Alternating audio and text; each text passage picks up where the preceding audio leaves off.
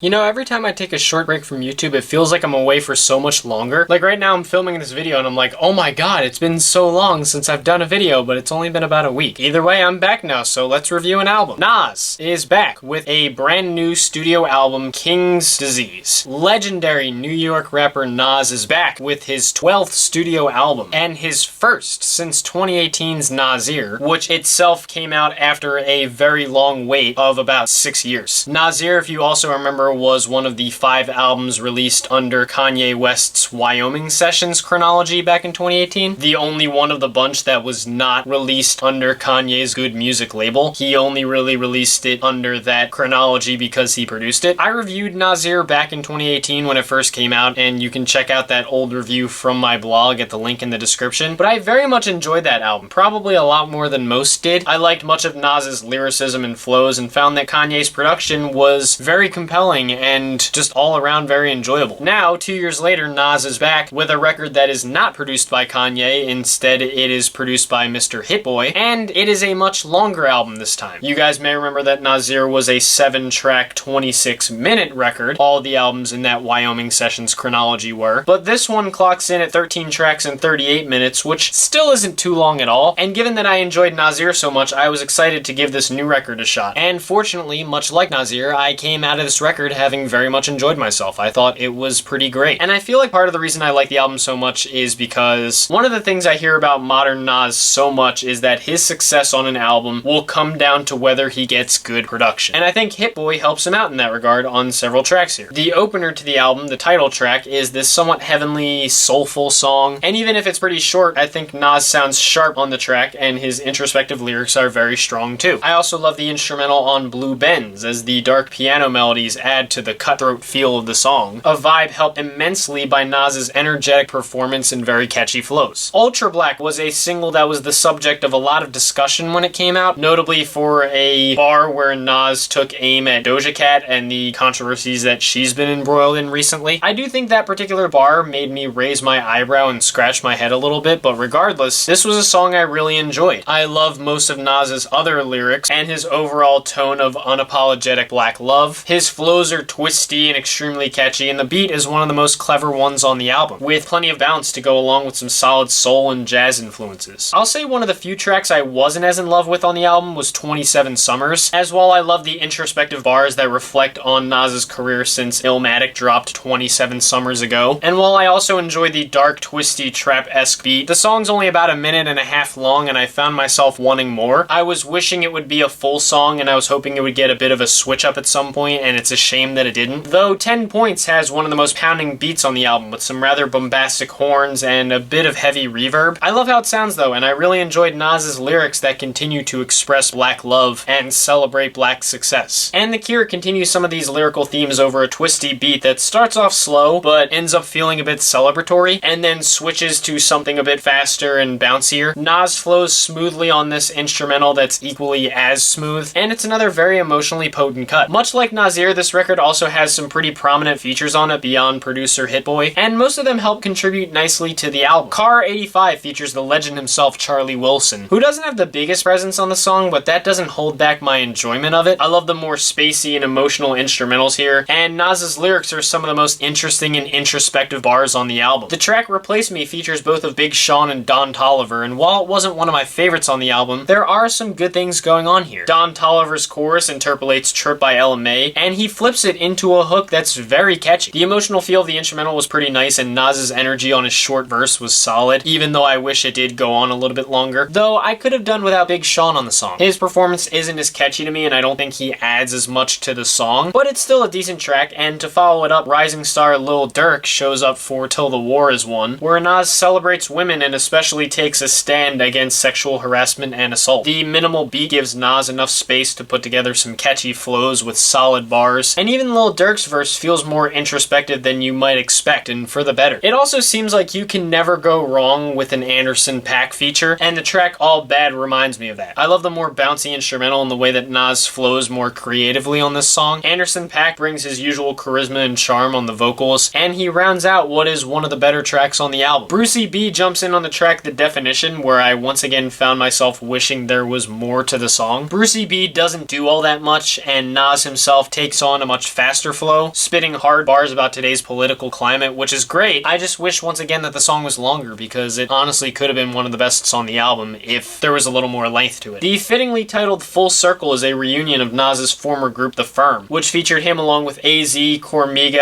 and Foxy Brown, and it's easily one of my top picks off of the album. The beat is somewhat minimal, but it still hits hard, and all four artists feel like they're just sliding on this track. The flows are catchy, and there's even a secret Dr. Dre appearance at the end that rounds out the song fantastically. And to top the album off, the closer Spicy features A$AP Ferg and 5 Foreign, and though it's listed as a bonus track, it definitely feels like it belongs at the end of the album. The beat is one of the most colorful ones on the album, with bouncy keys and some extremely catchy drums. All three artists flow incredibly on this track, and it feels like a great banger. I will say, as a bit of a nitpick, I'm not crazy about this particular bar right here that 5 Foreign spits on his verse, but it doesn't totally ruin the song, and the track as a whole is a great finish to the album. Overall, I think Nas has done it again with this new record. With Hit Boy behind him, Nas comes through with some pretty excellent production, and as you would expect, he sounds great on it. These days, it feels like there isn't much questioning whether Nas is one of the best we've ever seen as a rapper, but with most of his records, it almost feels like the make or break will be his lyrical consistency as well as the production he is spitting over, and on both fronts, I think he succeeds. In regards to the instrumentals, Hit Boy gives him a lot to work with thanks to his soulful, somewhat emotional sets of beats that regularly stand out while still giving Nas room to run around with his flows. And lyrically, it feels like Nas is coming through with a pretty concise, thematically focused set of tracks here. The album feels like unapologetic black love through and through, and Nas's storytelling and solid flows contribute nicely to that, as do most of the features here. Once again, I'm not sure how many longtime Nas fans will react to this, as, like I said in my Nasir review, I've only really just gotten into a lot of his music, but for me, I think it's a great record and another strong showing from the New York legend. Overall, on my rating scale, I am definitely going to say that Nas's King's Disease is going to get an excellent rating from me. I really love this thing. I think Nas did a great job with it, and I can only hope that his longtime fans enjoy it as much as I did. Definitely another fantastic project from Nas. But that's just my opinion on this record. What did you guys think about it? Did you love it as much as I did? Were you more disappointed in it? Are you indifferent towards it? Whatever your thoughts are, leave them down in the comments. Let's keep this civil and have some fun as we like to do. If you guys want to hit like and subscribe, thank you. If not, it's no big deal. I totally understand. In terms of what's next, I'm seeing that Katy Perry's new album is next week and that Jaden is dropping Cool Tapes Volume 3. So I'll definitely try to give both of those a look and probably talk about them in a double feature album review. So stay tuned for that. But until then, thank you guys for watching. I hope you enjoyed, and I will see you in the next video.